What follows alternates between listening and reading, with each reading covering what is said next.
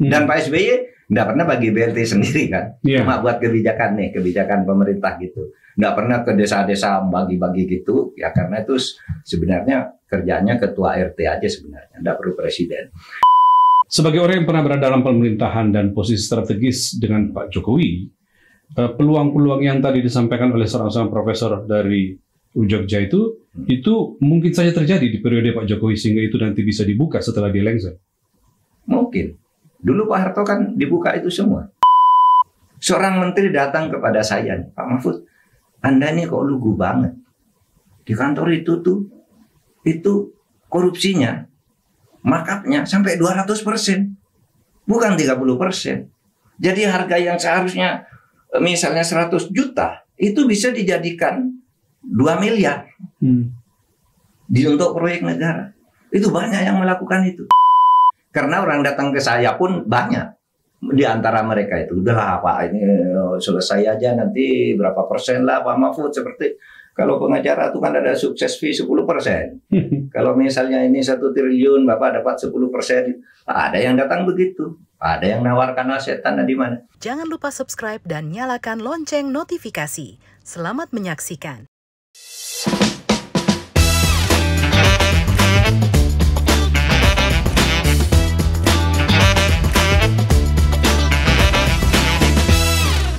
Halo, apa kabar Anda semua? Kita kembali berjumpa di podcast Terus Terang. Dalam hitungan hari, 4 hari lagi kali ya, pemerintahan akan segera berganti rupa. Presiden Joko Widodo akan lengser, Presiden Prabowo Subianto akan naik tahta. Kita akan songsong pemerintahan baru yang semoga saja bisa membaca dan memenuhi aspirasi dan keinginan rakyat. Baiklah, semuanya akan saya bahas secara terus terang. Silakan, mau tanya apa? Ya, seperti yang disampaikan Pak Mahfud tadi, 5 atau 4 hari lagi Pak Jokowi tidak bersama kita, Pak. Pak Jokowi akan lengser.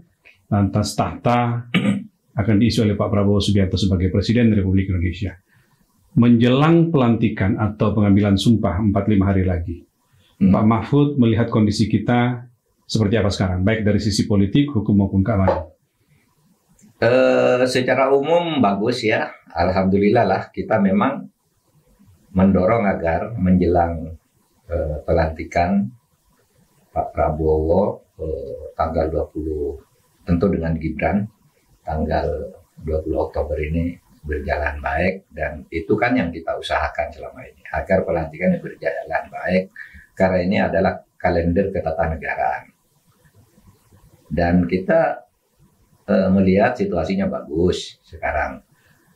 Dinamika politik masih terjadi tapi semua terkendali dan semua tetap mengarah, baik yang pro maupun yang kontra, tetap mengarah ke upaya mensukseskan. Karena harus memang diamankan sebagai agenda. Iya, agenda ketatanegaraan. Ya. Itu kalendernya udah jelas, tidak boleh lewat dari itu. Karena akan terjadi kekosongan kekuasaan kalau itu bergeser, gitu ya. Kalau maju itu akan terjadi tumpang tindih kekuasaan. Oleh sebab itu harus tepat dan menurut saya persiapannya sudah bagus. Oke. Nah, Pak Mahfud salah satu tokoh yang selama ini dalam bacaan saya adalah tokoh yang selalu mengatakan bahwa sudahlah sampai tanggal 20 Oktober itu kita amankan. Protes-protes tentang Gibran dan segala macam tidak usah dulu, kita amankan dulu ini. Setelah tanggal 20 baru kita melakukan sesuatu bagi Anda yang masih ingin mempermasalahkan. Bagaimana persisnya, Pak? Iya, betul. Jadi begini, saya di dalam berbagai kesempatan selalu menolak pendapat yang harusnya cukup kuat agar Gibran tidak dilantik. Bapak menolak itu ya? Saya di berbagai forum-forum yang ada diundang. Dan memang kalau dicari alasannya, dicari prosedur itu bisa saja ditemukan prosedur itu. Tapi politiknya terlalu berisiko. Menurut saya ya sudah pelantikan aja dulu dua-duanya, baru sesudah itu masalah-masalah lain mulai diselesaikan gitu. Termasuk yang terkait kalau memang ada itu yang terkait dengan Gibran, itu bisa saja dilakukan. Apalagi sekarang ya, arus kekuatan rakyat itu sekarang kan nampaknya ya kekuatan kalau di medsos kekuatan rakyat tuh sudah tidak bisa lagi dibendung oleh buzzer. Buzzer tuh sekarang nampaknya udah pada menghindar ya untuk terus membela. Bahkan sekarang kerja buzzer mempromosikan hasil Jokowi, Pak. Ya, jadi seminggu terakhir itu di mana-mana kita menyaksikan. Mempromosikan hasil prestasi Jokowi. Tidak lagi menyerang lawan politik Jokowi karena tidak bisa dilawan. Yang melawan Pak Jokowi itu kan organik ya, sehingga dilawan pun tidak akan bisa. Oleh sebab itu yang dilakukan sekarang di Tenggarai itu programmernya agar men-take down sebuah berita yang menyangkut Pak Jokowi kan banyak ya, jam sekian ada, tiba-tiba dicari lagi udah tidak tersedia gitu. Itu diduga itu. Ya itu disuruh take down aja, nanti kan tinggal bayar. Itu bagian dari upaya memoles citra, Pak. Bagian dari upaya memoles citra, saya kira itu yang tapi nggak apa-apa gitu. Ya itu sebelum tanggal 20. Tetapi lalu sebaliknya Pak Mahfud mengatakan kalau memang Anda mau menyelesaikan ya setelah tanggal 20 gitu, ini biar smooth dulu, baru tanggal 20 kalau ada persoalan hukum. Bagaimana Pak Mahfud melihat peluang persoalan hukum? Karena diskusi-diskusi seperti tanggal 14 kemarin, Pak. Itu ada diskusi yang sekelompok aktivis dan tokoh-tokoh itu mengatakan tetap adili Jokowi, itu yang keluar dari diskusi itu. Apa pendapat Pak Mahfud? Iya, silakan aja menurut saya, karena begini, mengadili atau tidak mengadili itu meskipun itu murni bisa dilihat murni soal hukum, tapi tergantung pada konfigurasi politik juga. Oh, sangat tergantung. Sangat tergantung. Kalau politik misalnya yang mau ngambil keputusan tidak mau, gitu ya susah, gitu kan? Meskipun ini persoalan hukum, murni hukum gitu ya? Iya, kan hukum itu produk politik. Kalau politik mengatakan buka kerannya, atau rakyat sangat kuat sehingga misalnya yang mau melindungi tidak bisa lagi, seperti yang terjadilah dalam banyak kasus. Wah, rakyat sudah begini nih, kita harus sikapi secara arif sesuai dengan tuntutan rakyat, itu bisa. Tetapi kalau alasan hukumnya pasti ada. Artinya gampang sekali sih mencari kalau cuma itu ya. Apakah soal kebijakan, apakah soal pidana, apakah soal perbuatan tercela dan sebagainya, itu kan bisa. Tapi tergantung konfigurasi politiknya. Dalam pandangan Pak Mahfud dengan konfigurasi politik yang terbentuk nanti setelah pengambilan sumpah Pak Prabowo dengan Gibran itu kira-kira peluang masyarakat sipil yang sampai sekarang itu katanya menyiapkan berbagai tuntutan, memungkinkankah itu muncul dulu secara hukum gitu? Bisa saja, karena saya melihat Pak Prabowo ini kan masih seperti menyimpan misteri ya. Teka-teki apa yang kebijakan apa nanti akan dikeluarkan tanggal 21 Oktober dan seterusnya. Bisa saja bahwa ini hukum, seperti yang selalu saya teriakan, silakan jalan, saya tidak mau ikut campur. Bisa saja begitu. Bisa begitu. Tapi bisa juga jangan gitu. Demi kebaikan, kita hormati yang lalu dan seterusnya. Bisa juga seperti yang sering terjadi. Itu tergantung pada konfigurasinya nanti. Kalau arahnya seperti pada tanggal 21 dan 22 Agustus, siapapun nggak bisa menghindar. Ya kan? Iya. Yang kemarin itu. Iya. Rakyat sudah turun. Itu organik, turun semua gitu. Tapi tergantung konfigurasi politik. Tapi kalau dari sisi kacamata Pak Mahfud sebagai pakar hukum tata negara, apakah tuntutan-tuntutan atau teriakan-teriakan masyarakat sipil itu memang ada celah hukumnya untuk memperkarakan atau membawa Pak Jokowi kepada pengadilan di luar soal konfigurasi politiknya seperti apa nanti? Ada dua. Kalau untuk Pak Jokowi soal ketatanegaranya, hukum ketatanegaranya udah selesai. Sudah selesai. Tapi bisa saja kalau mau ditindaklanjuti pidananya. Gitu ya. Kemarin ada diskusi di Jogja ya. Iya.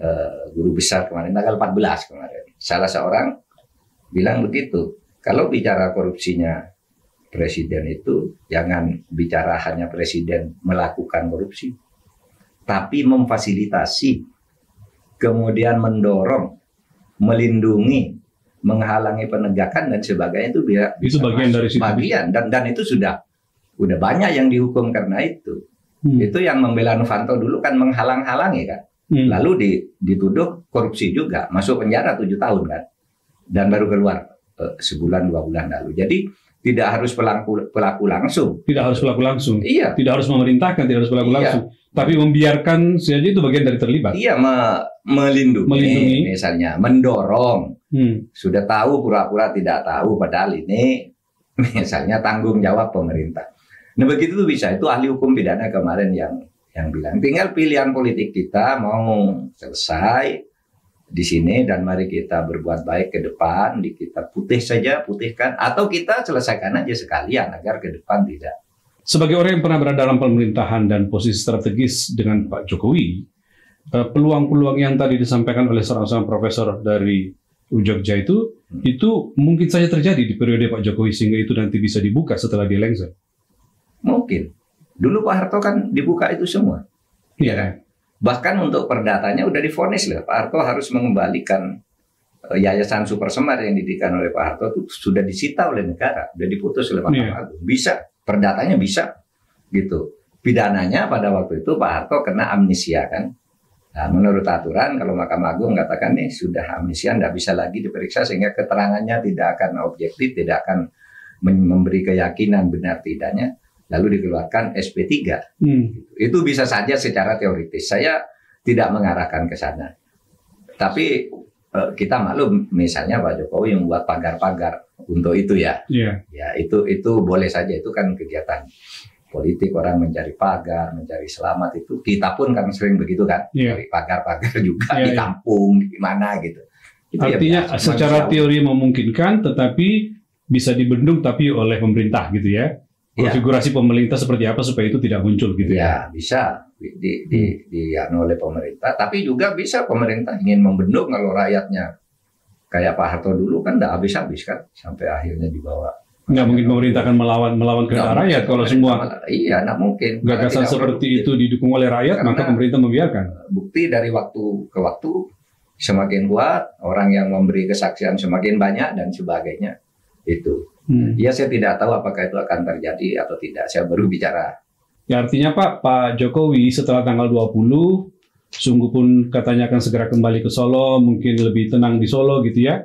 Tapi dengan secara teori tadi memungkinkan untuk persoalan hukumnya dibuka, maka bisa saja dia tidak tenang di Solo kan Pak? Sangat mungkin, sangat mungkin. Dan perkembangan itu sekarang lebih maju kalau daripada zaman Pak Harto. Sesudah zaman Pak Harto itu ya kita masih sulit cari bukti-bukti ya. Sekarang lebih mudah cari bukti dan benchmarknya dari luar negeri udah banyak. Di berbagai negara sebagai presiden sudah turun dikejar juga. Perdana Menteri sebagai kepala pemerintahan dikejar, dipecat, dipenjarakan. Itu di berbagai tempat. Termasuk di Amerika sekalipun, ya kan? Dan sebagian pengamat mengatakan bahwa kita perlu tradisi baru seperti itu juga supaya ini menjadi pelajaran. Saya selalu bicara tradisi baru. Ayo kita bikin. Oh iya, Pak Mahfud salah satu yang pernah mengatakan ya. Keadaban baru. Tetapi pilihannya apakah harus itu nanti kita lihat saja. Konfigurasi politiknya seperti apa. Iya, ini jadi agak beda Pak kalau kita membandingkan antara lengsernya Pak Jokowi dengan presiden-presiden sebelumnya. Lengsernya Pak SBY, lengsernya Bu Mega dan segala macam gitu ya. Jadi kalau Pak SBY waktu itu kan ya mungkin ada 1-2 pertanyaan orang tentang Pak SBY, tetapi hari-hari ini kan kita menikmati Pak SBY begitu menikmati masa pensiunnya Pak Mahfud. Ada yang beliau pidato, kemudian menyinggung-nyinggung, ya kadang-kadang tersinggung Pak Jokowi juga gitu yang disinggung. Lalu ada juga yang nyanyi di mall Pak. Saya ingin menunjukkan kepada Pak Mahfud dulu sebelum lanjut Pak, ada video kita.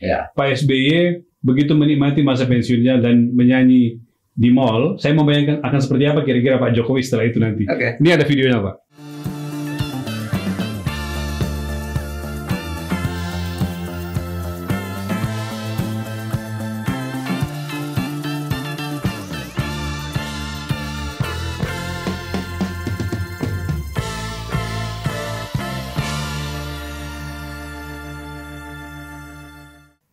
Apa komentar Pak Mahfud ketika melihat video ini?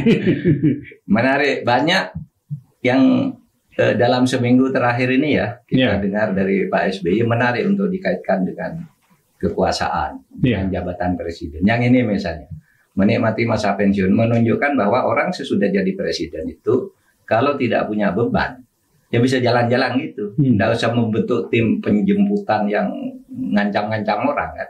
Pak SBY kan turun-turun begitu aja kan dulu. Ikut nyanyi di konser Pak, nyanyi di konser 3 minggu lalu tuh. Nah kalau tidak punya beban, Gus Dur juga begitu selesai ya jalan-jalan gitu aja, itu kan. Tidak ada pakai tim-tim yang ngancam pengawal-pengawal khusus yang jaga rumahnya khusus, nggak ada. Bu Mega juga kan begitu selesai ya selesai gitu. Pak Habibie apalagi ya gitu, selesai ya selesai, terus jalan-jalan kemana? Ini menunjukkan Pak SBY bisa jalan-jalan kok jadi presiden. Dalam konteks apa dia mengatakan itu? Karena Pak SBY itu dalam konteks berita berikutnya ya, yang sebelum ini kan ada. Dia meluncurkan buku capaian-capaian SBY selama. Oh iya. Itu bagus itu. Iya. Ini bisa dianggap sindiran kepada siapapun presiden yang kalau mau turun kok gelisah, dia enggak tuh tenang-tenang aja. Nyaman betul. Yang kedua, kenapa dia melakukan itu? Dia tulis di bukunya, karena kami tidak pernah berselingkuh dengan konstitusi. Kita tanyakan dulu videonya, Pak. Oh, ada ya? Kita ada videonya. Ya, ada videonya. Coba ya, teman-teman bisa nayangkan. Ini penting. I have to say that. Jadi menurut saya itu great achievement. Tentu banyak kekurangan kita, ada kelemahan kita, ada beberapa hal yang tidak bisa kita lakukan. Tetapi kita tidak berselingkuh kepada sistem, kepada konstitusi, kepada hal-hal yang patut dipedomani dalam kehidupan bernegara. Ini menyindir banget Pak Jokowi, Pak. Selingkuh terhadap konstitusi. Nah, dan saya satu angkatan dengan Pak SBY ketika memerintah. Pak SBY presiden, saya ketua MK. Yeah. Saya tahu dia sangat taat konstitusi. Dia main manuver politik ya, tapi sebatas dibenarkan oleh konstitusi. Tidak pernah ingin mengubah konstitusi, tidak pernah ingin main-main dengan hukum. Itu unclear ya terhadap itu. Termasuk BLT yang dia lakukan itu sudah sesuai dengan undang-undang persis, tidak menambah lagi di momen-momen tertentu menjelang pemilu apa, dan prosedurnya diikuti. Dan Pak SBY tidak pernah bagi BLT sendiri kan, cuma buat kebijakan pemerintah gitu. Nggak pernah ke desa-desa bagi-bagi gitu, ya karena itu sebenarnya kerjanya ketua RT aja sebenarnya, nggak perlu presiden. Nah makanya Pak SBY ini mengatakan saya nggak pernah berselingkuh dengan konstitusi. Jadi sehingga dia turun enak. Aturan konstitusi etika dijaga betul oleh Pak SBY. Sejarah akan mencatat bahwa selama memerintah dia banyak kritik selama 10 tahun ya biasa, tetapi tidak akan dicatat sebagai prestasi buruk dia di dalam sejarah. Betul tuh. Saya suka nih istilah, saya tidak pernah menselingkuhi konstitusi. Artinya tidak ingin mengubah aturan-aturan konstitusi. Sebagai mantan ketua Mahkamah Konstitusi, Anda tidak pernah menyaksikan itu? Enggak, dia sangat taat konstitusi. Saya tidak pernah menghadap dia berdua. Oh ya? Enggak pernah. Karena soal etika yang dijaga. Etika. Dan beliau enggak pernah ngomong dengan saya berdua, kecuali ketemu di rapat resmi. Ada presiden, wakil presiden, beberapa menteri, terus minta pandangan, ya saya hadir gitu. Terutama saat-saat Pilpres dia yang kedua kan sudah sangat kuat gitu.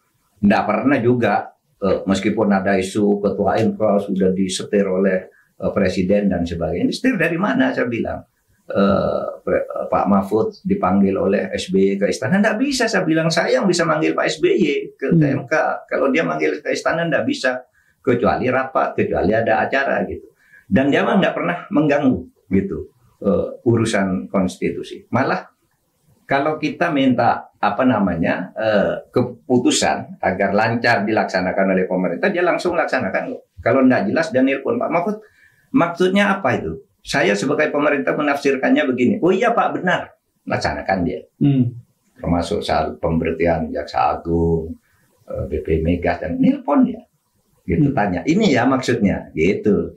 Saya kembali ke video tadi, menyaksikan Pak SBY duduk menyanyi begitu tuh.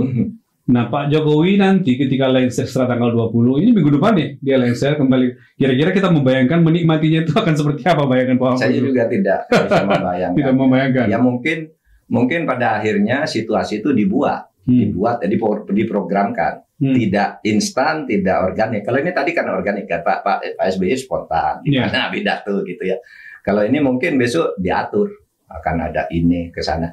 Kalau Pak SBY begitu turun kan kemana aja dulu bisa. Sambil melukis di pinggir pantai gitu ya? Iya, sambil melukis di tepi pantai. Dan menurut saya sindiran Pak SBY ini ada alasannya. Apa Pak?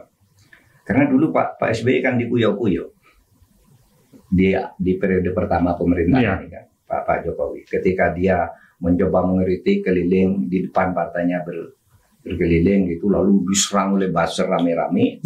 Lalu Pak Pak Jokowi pada waktu itu datang ke Hambalang, proyek mangkraknya Pak SBY.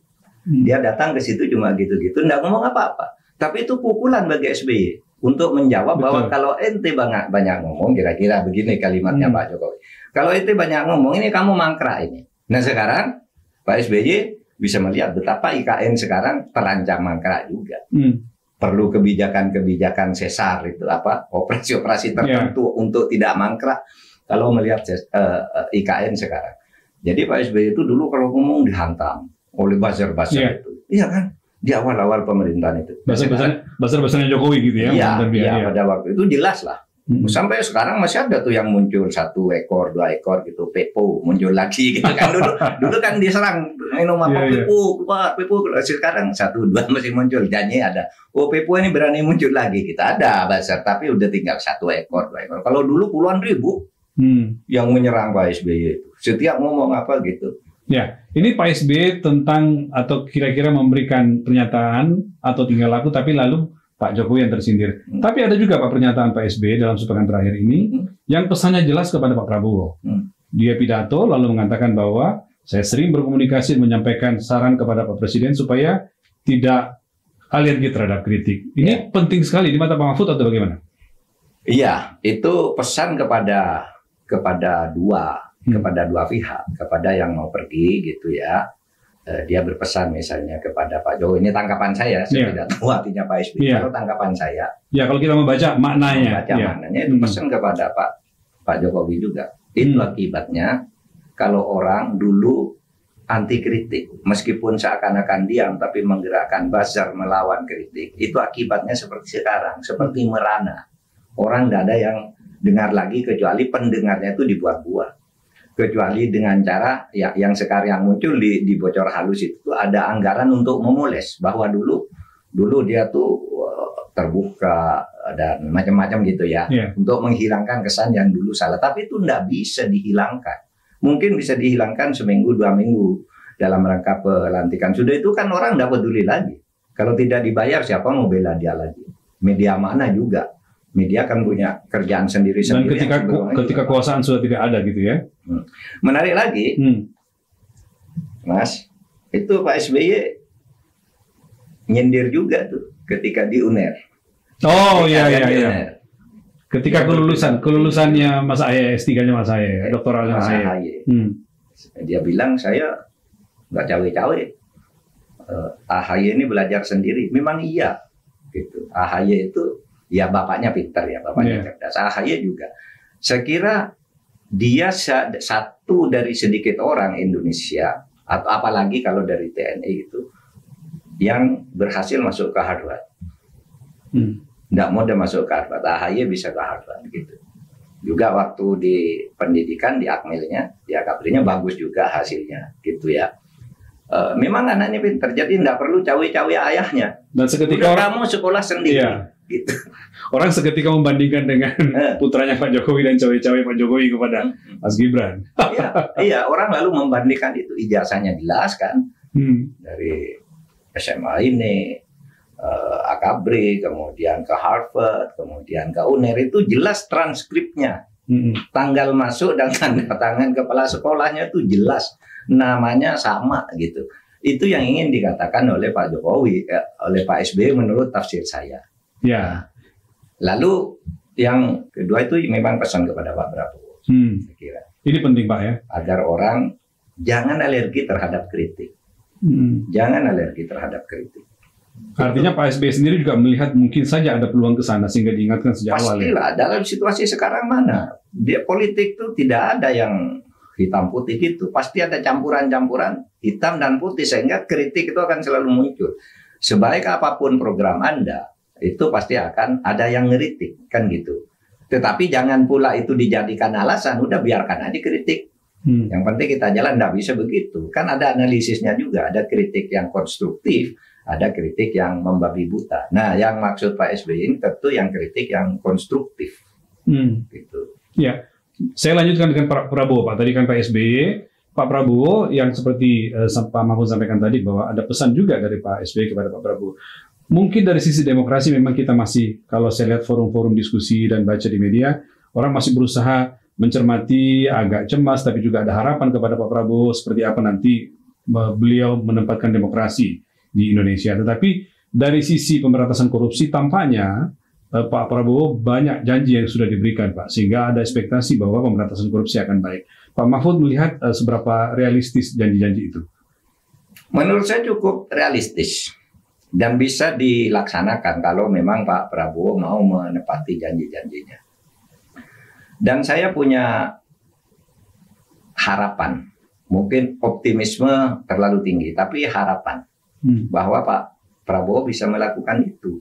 Apa dasarnya, Pak? Dasarnya itu ya pengalaman dia ya, yang kerja di TNI sampai Letnan Jenderal sampai Jenderal tituler itu, saya kira jaminan bahwa dia cinta tanah airnya, merah putihnya itu tidak diragukan. Dan semboyan-semboyannya kan selalu membela rakyat, membela tanah air, tidak ingin jadi jongos negara asing, kan gitu kan.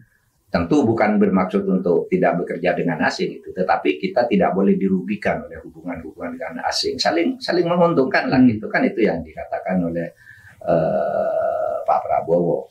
Sehingga saya punya harapan itu bisa dilakukan. Apalagi janji-janjinya sesuai nih dengan, kecuali demokrasi kita belum tahu. Iya, kita belum. Saya dengar Pak Prabowo pernah diwawancara asing, ke wartawan asing itu mengatakan pendidikan saya barat. Jadi saya paham betul bahwa demokrasi itu penting bagi kemajuan suatu bangsa. Itu jadi modal satu ya, demokrasi. Tapi kita belum tahu kayak apa demokrasi yang akan dibangun. Karena kalau di diskusi di Jogja kemarin ini ada potensi untuk menjadi otoriterisme militer. Ada potensi ke arah sana. Ada potensi ke arah sana gitu. Karena nih nampaknya nih kok apa-apa sudah melibatkan militer ya. Food estate, militer. Ini belum jadi presiden loh. Ini kritiknya kan. Itu komentar teman-teman di Jogja. Komentar temannya di Jogja kemarin. Nanti kita tayangkan. Sehingga banyak yang kalau soal demokrasi kita masih menunggu. Tetapi soal-soal yang dijanjikan itu masuk akal. Misalnya Pak Prabowo mengatakan akan menaikkan gaji guru. Ya kan? Mulai bulan Oktober ini, ya mungkin tidak bisa kalau Oktober, Januari lah ya. Gaji guru, gaji hakim juga sudah dianjurkan naik. Guru, ya mungkin Januari bisa. Itu dari mana uangnya? Uangnya tuh gampang sebenarnya. Kan Pak Prabowo dulu selalu mengatakan anggaran negara kita ini selama ini bocor, sehingga dia disebut Pak Prabocor kan? Iya. Prabocor. Beberapa kali kampanye capresnya itu. Ya karena dia mengatakan anggaran bocor. Berarti kalau anggaran ini tidak bocor, bisa kok ngasih anak sekolah gratis. Iya kan? Bisa kok naikkan gaji guru, bisa kok naikkan jadi hakim. Bayangkan waktu zaman Pak Sumitro saja masih hidup ketika menulis buku itu, dia bilang kan bahwa kebocoran APBN itu 30%. Orang sudah kaget. Sekarang bisa di atas 60%. Seorang menteri datang kepada saya, Pak Mahfud, Anda ini kok lugu banget. Di kantor itu korupsinya, markupnya sampai 200%. Bukan 30%. Jadi harga yang seharusnya misalnya 100 juta, itu bisa dijadikan 2 miliar untuk proyek negara. Itu banyak yang melakukan itu. Jadi itu jajama. Ini seorang menteri yang bilang ke saya, Anda nih kok lugu banget, nggak punya menteri apa-apa. Berarti koleganya Pak Mahfud sendiri dalam kolega yang bergerak di bidang ya gitu, catat-catat kayak gitu tuh. Loh, wah ini benar nih kalau Pak Prabowo jadi presiden, tutup ini. Seperti persekutif dari Abraham Samad dulu kan. Iya, KPK. Rakyat Indonesia bisa mendapat kok setahun tiap bulan 20 juta gratis kalau sumber daya alam kita terutama di bidang pertambangan itu dikelola dengan benar. Itu baru satu sektor tambang ya? Satu sektor tambang, belum laut kan. Ya, belum agro maritimnya, ya kan? Waduh. Gampang sekali katanya. Kita berharap Pak Prabowo bisa. Nah, pertanyaannya kemudian Pak. Gitu. Janji-janji itu kan akan ditagih oleh masyarakat. Lalu seberapa kira-kira apa yang akan dilakukan oleh Pak Prabowo dari sisi langkah-langkah di pemerintahan untuk mencapai itu, menutup kebocoran, apa yang mesti dilakukan? Karena selama ini baru janji-janji. Gambaran kita, oke, bagaimana 300 triliun yang dari kebocoran itu bisa didapatkan dari mana? Apa yang akan dilakukan oleh pemerintah? Bayangkan Bapak. menarik. Kemarin Pak Prabowo berpidato berkali-kali yang isinya jangan sampai pemerintahan sana korupsi. Ya. Yang terakhir yang sangat menarik di depan PKB ya. Ya. Rakernas PKB. Tapi untuk semua ketua parpol itu. Iya, tapi disampaikan di situ dikatakan siapapun ya parpol kalau punya menteri di kabinet saya jangan cari uang dari APBN. Betul. Nah, selama ini parpol itu rebutan ngirim menterinya agar dapat dari APBN. Ya. Dugaannya atau kalau bukan dugaannya yang terbukti di pengadilan. Yang menteri-menteri dihukum, dirjen dihukum, partai dihukum masuk penjara kan main di APBN. Ya. Nah, Pak Prabowo sudah mengatakan jangan. Dan Pak Prabowo mengatakan lagi saya ingin terus berjuang demi rakyat. Ingin mati karena membela rakyat. Kan gitu kan pidato-pidatonya itu. Bahkan kalau kamu tahu ya anak-anak Partai Demokrat, kalau kamu tahu saya nyeleweng, tinggalkan saya. Nah, hebat kan? Ya. Wah, itu harapan besar bagi saya. So, demokrasinya nantilah. Oke. Tapi soal demokrasi sih yang diharapkan rakyat itu dari diskusi kemarin ya di Jogja dan di mana-mana diskusinya itu bilang salah satu unsur penting dari demokrasi itu adalah kebebasan berekspresi, kebebasan berpendapat. Gitu aja yang apa namanya salah satu yang penting. Nanti kita apa namanya tayangkanlah suatu saat apa-apa sebenarnya unsur demokrasi yang sekarang menjadi keluhan rakyat. Nah, satu lagi Pak yang menjadi catatan bahwa komitmen dan janji Pak Prabowo untuk memberantas korupsi, menutup kebocoran dan segala macam itu akan dilakukan. Dan Pak Prabowo kita tahu akan bekerja dengan apa namanya lembaga yang sangat penting dalam pemberantasan korupsi yaitu KPK. Ya. Sementara Pak KPK yang ada sekarang ini yang nanti akan terpilih adalah KPK pilihannya Pak Jokowi. Bagaimana kira-kira ini bisa jalan dengan KPK bekerja sama dengan pilihannya Pak Jokowi, sementara Pak Prabowo punya target lain dalam hal pemberantasan korupsi bersama KPK? Ya, saya kira Pak Prabowo bisa membaca ini. Sekurang-kurangnya bisa membaca pendapat rakyat bahwa Pak Jokowi ini sekarang sedang membuat pagar-pagar untuk dirinya sendiri. Termasuk mungkin dengan mendesain KPK sejak awal. Dan KPK, kemudian bagaimana mempengaruhi pembentukan kabinet, meskipun itu bisa saja, siapa aja boleh mempengaruhi kan. Tapi kalau KPK itu kan, apa namanya, kalau bicara putusan Mahkamah Konstitusi sebelumnya kan justru mengatakan di putusan pertimbangan putusannya itu, bahwa KPK ini mestinya dipilih oleh Presiden 2024 yang baru, tapi lalu kemudian dipilih dalam prosesnya oleh Pak SBY. Gimana itu secara hukum? Sebenarnya kalau substansi dari putusan itu agar KPK yang bekerja bersama Presiden Prabowo itu adalah KPK yang kepresnya oleh Pak Prabowo. Dipilih oleh Pak Prabowo. Betul. Dan kalau cuma sekedar kepres itu ya pasti Pak Prabowo lawang sekarang nih sudah kurang 4 hari belum ada. Tapi kan proses pemilihannya, penentuan orangnya. Proses penentuan orangnya nanti di DPR. Tetapi menurut saya orang yang akan dipilih DPR ini kan dipersoalkan oleh publik. Kenapa kok itu? Betul. Yang sekarang 10 kok itu, padahal ada yang menurut masyarakat track record-nya bagus. Tapi kemudian tumbang hilang satu persatu. Pak Prabowo kok sudah disodori hal-hal yang kurang bagus lah. Betul. Ibarat barang suruh pakai barang kurang bagus. Maka jalan keluarnya menurut saya sebenarnya enggak apa-apa itu. KPK itu masih Desember. Nanti. Iya, 20 Desember terakhir. 20 Desember. Betul. Dulu pelantikannya 19 Desember. Berarti bekerjanya 20 Desember. Nah, menurut saya bisa Pak Prabowo mengambil alih itu. Kan tanpa melanggar prosedur. Karena begini, prosedurnya 6 bulan sebelum pergantian itu harus dibentuk Capim. Ya kan? Yeah. Sudah dibentuk Capim nih oleh Pak Jokowi. Nggak apa-apa Capim. Pansel maksudnya Pak? Pak. Pansel untuk Capim dan Dewas. Pansel untuk Capim dan Dewas. 6 bulan sebelumnya. Itu nggak apa-apa. Ini kan sudah dibentuk nih oleh Pak Jokowi. Dan sudah berjalan, tetapi kan belum diputuskan. Persis. Pak Prabowo kalau mau dan kalau tidak rikuh, tapi menurut saya ya mudah-mudahan tidak rikuh. Ini bisa ditarik lagi yang di DPR ini. Bisa ya? Tarik bisa kan masih dalam rentang itu. Tarik mana yang kemarin 10? Saya lihat lagi kan gitu. Atau tarik ke 20 misalnya. Iya kembalikan. Saya mau menyeleksi lagi yang 20. Nggak usah kembali lagi ke awal. Yang 20 yang sudah di meja presiden itu kenapa jadi 10? Kenapa yang 10 ini Pak Prabowo bisa turun tangan kalau mau. Apalagi masih ada waktu 2 bulan Pak ya untuk masih ada waktu. Artinya Oktober itu 21 diumumkan aja. Saya tarik dulu. Saya punya 20 di meja saya. Sehingga pilihannya lebih banyak buat dia untuk buat presiden Itu bisa baru. dilakukan. Dulu pernah dilakukan oleh Pak SBY. Oh, oke. Bukan dalam konteks KPK, konteks Panglima TNI. Ingat nggak? Waktu itu Pak SBY mau jadi presiden kurang seminggu gitu, Iya. kan Bu Mega kirim ke DPR nama calon Panglima. Oh, ingat Ingat saya. kan? Iya.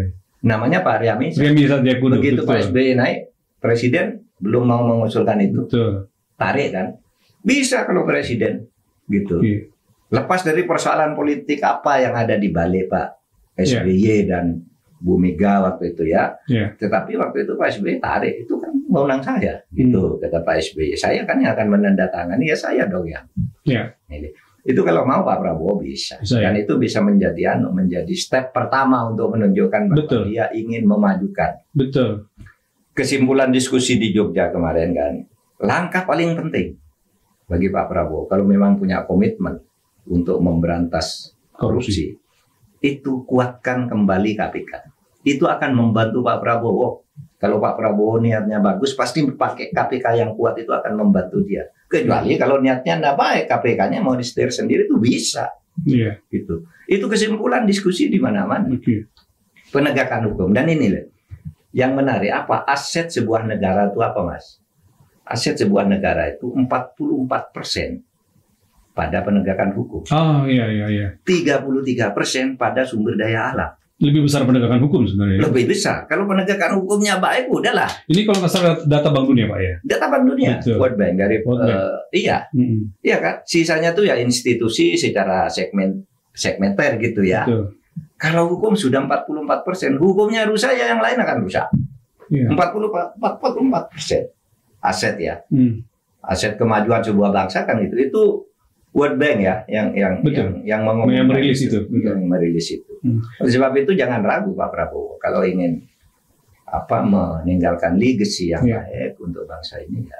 Ya, masih tentang Pak Prabowo dan kewenangannya Pak, kita lihat hari-hari ini Pak Prabowo sudah memanggil calon-calon menteri, calon menteri, calon wakil menteri, dan setelah pelantikan atau pengambilan sumpah mungkin akan langsung dilantik. Pak Mahfud menyaksikan sendiri tokoh-tokoh yang diambil, bahkan beberapa tuh orang-orang dekat Pak Mahfud, kolega Pak Mahfud ketika menjadi ada Bu Sri Mulyani, ada Pak Tito Karnavian, Erick Thohir, BGS dan segala macam. Apa pandangan Pak Mahfud sementara ini kepada tokoh-tokoh atau wajah-wajah yang dipanggil untuk membantu Pak Prabowo? Sementara ini untuk tokoh-tokoh yang dipanggil itu ya 5 orang kira-kira yang saya kenal itu memang baik, profesional dan ya penuh dedikasi. Yang Bapak kenal ya? Yang Bapak kenal kan ada berapa tuh 8 ya? Ya. Dari kabinet yang lama. Yang sisanya kabinet lama cukup banyak Pak. Ada 16 orang. Nah, iya. Yang saya kira yang Bapak kenal dekat. Kenal dekat 5 orang itu baik-baik, memang penuh dedikasi gitu. Yang sisanya ya yang saya kenal ya kita lihat perkembangannya. Tapi yang baru-baru ini yang banyak. Menurut saya bagus, tidak apa-apa. Kan harus ada sirkulasi kan kekuasaan itu. Yang baru-baru muncul ini biar diberi kesempatan aja untuk maju. Toh ketika kita dulu maju juga ke pemerintahan kan kita baru juga kan, diberi kesempatan. Lalu yang satu berprestasi, yang satu terpuruk dan seterusnya. Itu biar aja nanti Pak Prabowo kan bisa mengevaluasi. Sehingga saya tidak akan menilai baik buruknya dulu itu, tetapi semuanya biar jalan dulu. Kalau pemimpinnya baik, yang jelek-jeleknya kan akan ikut baik, ya kan. Tapi kalau pemimpinnya tidak baik, yang jelek-jeleknya akan nambah-nambah ketidakbaikan bagi pimpinan dan ketidakbaikan bagi dirinya sendiri, kan gitu kan. Ambil keuntungan diri sendiri sambil memberi keuntungan ke pimpinan itu kalau orang tidak baik. Kalau gitu, saya kira Pak Prabowo sudah tidak perlu itu kan. Iya, kita tunggu Pak Prabowo dan timnya untuk bagaimana menjalankan pemerintahan. Pak Mahfud tanggal 20 sudah diundang untuk hadir atau bagaimana? Oh iya, saya diundang. Saya akan hadir tentu saja. Karena ini negara kan, bukan soal politik kelompok, politik perorangan. Semua harus, kalau negara punya acara itu harus dihormati. Saya mau datang. Pak Ganjar ada sepertinya mau bersama Pak Ganjar. Gitu. Oh, bersama Pak Ganjar datangnya? Sepertinya sih. Janjian ya Pak? Sedang dikoordinasikan, tapi saya menghormati MPR. Saya akan datang dan menghormati juga orang yang terpilih. Gitu. Satu lagi Pak, terakhir. Pak Mahfud cukup lama berkenal dengan Pak Jokowi. Ini karena Pak Jokowi mau sayonara, mau selesai dalam pemerintahan maupun sebelum-sebelumnya. Saya menduga Pak Mahfud punya kenangan tersendiri kepada Pak Jokowi. Apa yang terkesan di mata seorang Profesor Mahfud MD terhadap Presiden Jokowi, entah itu secara personal atau secara kelembagaan ketika berada di kabinet? Apa kesan baik, dan kalau ada kesan buruk boleh Pak disampaikan? Nggak masalah juga, silakan. Oke, gini, kesan saya pribadi aja ya terhadap beliau dan jabatan saya. Saya tidak tahu yang lain, karena kan ada analisis Pak Jokowi itu punya kamar-kamar sendiri. Kalau bicara dengan orang seperti Pak Mahfud ini caranya, kalau dengan yang ini gitu, sehingga masing-masing itu merasa mendapat kepercayaan. Nah, saya pribadi sangat baik hubungan dengan Pak Jokowi, dan Pak Jokowi itu sangat santun kepada saya. Itu Pak Jokowi kalau di dalam forum resmi menyebut Bapak Menko, kalau berdua menyebut Prof. Iya, Prof. Ada penghormatan tersendiri. Iya, terasa gitu bagi saya. Ya, bagi apa sih arti Prof itu enggak penting, tapi maksud saya dia menyebut itu tuh dia cukup menghargai saya gitu. Baik, keluarga juga bagus gitu ya. Istri saya dengan Bu Jokowi itu merasa seperti dekat sekali. Ini tidak menghilangkan kritik Anda terakhir terhadap Joe ya. Itu tetap fair Bapak sampaikan. Ini kan kesan saya. Pun di dalam tugas itu personal kan, jabatan Pak Jokowi baik. Dengan sampai saat terakhir saya pamit juga masih baik sekali gitu, sampai ketemu terakhir. Dan tentu saja sekarang hati saya masih baik, tapi urusan negara ada yang harus dikritik, harus tidak. Misalnya kalau dalam urusan kenegaraan, semua yang saya usulkan itu tidak pernah dipotong. Semua diterima Pak Jokowi? Iya, saya merasa tidak pernah ada sesuatu yang saya sedang melakukan sesuatu yang besar itu dilarang oleh Pak Jokowi. Dalam banyak hal. Misalnya ya, dalam kasus Sambo itu, kalau misalnya istana bilang hentikan itu kan tidak bisa apa-apa. Iya kan? Iya. Tapi oleh Pak Jokowi, silakan. Dalam kasus dugaan pencucian uang 349 triliun, semua orang tidak percaya. Saya pun sebelum tahu tidak percaya. Tapi begitu tuh rame, saya dipanggil, Bu Sri Mulyani dipanggil dalam waktu yang berbeda. Saya katakan, Pak, 349 triliun itu agregat. Agregat itu artinya uang bisa dihitung berapa kali, karena ilmu pencucian uang begitu. Si A ngirim dapat uang 1 miliar, dikirim ke B masing-masing 100 miliar, itu sudah akumulasinya, lalu dikirim lagi. Nah itu, jadi Pak, kalau jumlah uang aslinya yang dicuci itu dari 340 triliun itu mungkin hanya 35 triliun, atau tapi agregatnya 349. Oh ya sudah, Pak Mahfud jelaskan ke DPR itu, jelaskan ke masyarakat. Clear.